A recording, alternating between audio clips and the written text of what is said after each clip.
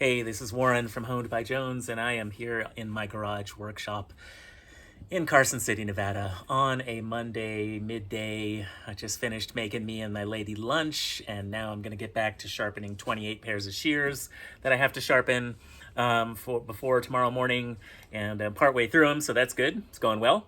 So yeah, Warren from Honed by Jones Sharpening Service with a customer service moment. This is going to be a new thing that I'm going to share every once in a while on my YouTube channel, just talking about some of the ways that customer service has worked for me, and then also things that haven't worked that I've learned along the way as I've been doing my sharpening business. So here's the story. Probably 6 to 8 months ago, I was at the Reno Riverside Farmers Market.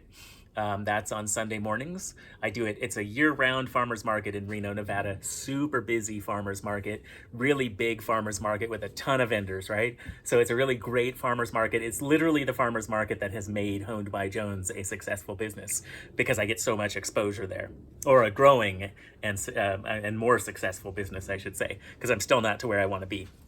But anyway, I'm sharpening at the Reno Riverside Farmers Market. This guy comes up in the midst of a full and busy day at the market, and he says, "Hey, can you sharpen these five knives?" And they were all kitchen knives. I think there were maybe a couple of Japanese knives, maybe a couple German knives. I honestly don't remember. I just remember it was 5 kitchen knives. And he's a super mellow, nice guy. We chat for a minute. He hands me his knives. I put him in one of the bins. I have a little book. I have those little books of Post-it notes at the front of my workshop. He puts his name and I don't think he put his phone number. I think just his name on a Post-it note. We stuck it in the bin. Okay. So that's how I work it at the farmer's market. I have these plastic bins that I get from the dollar store, and then to keep people's knives and garden tools and scissors separated, every different customer's items go in, oh, excuse me, I'm getting a phone call. Let me close that off. So every different customer's items go in a different plastic bin. So he comes back 40 minutes later or so. I don't know. He went with his friends. They walked around the market. 45 minutes later or something like that, he comes back by and he picks up his knives and he pays me for sharpening 5 knives. I charge $10 a piece, so he paid me $50 for the service for sharpening his knives. So then, a day or 2 or 3 later, I don't remember, this guy calls me and he says, "Hey, you sharpened my knife. Hey, Warren, this is so-and-so. You sharpened my knives at the farmer's market, and none of them feel sharp at all. I mean, not even close to sharp." And he wasn't angry, actually. He was just calling me to let me to try to resolve what we could how we could figure it out.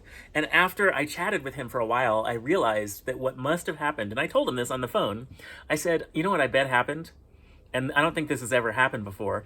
I think probably I had your knives in the bin, in the plastic bin, in my hand, and another customer came up to talk to me, and I think I probably set them down in the wrong location. So I have a location in my booth where I have knives that haven't been sharpened, and I have a location, a shelf in my booth, a little plastic shelf that I set up every time I do a farmer's market, where all the finished knives go." And I said to him on the phone, "You know what I'm guessing happened? I'm guessing that I accidentally put your knives, which were unsharpened, on the finished shelf. And then when you came back to pay for them, I grabbed them off the finished shelf, assuming I had done them, because why else would they be on the finished shelf if I hadn't already sharpened them, right?" And he was totally understanding.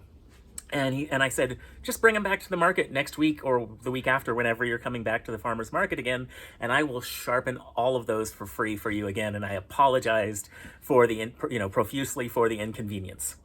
So that was months and months and months ago. And the guy never came back to the farmer's market.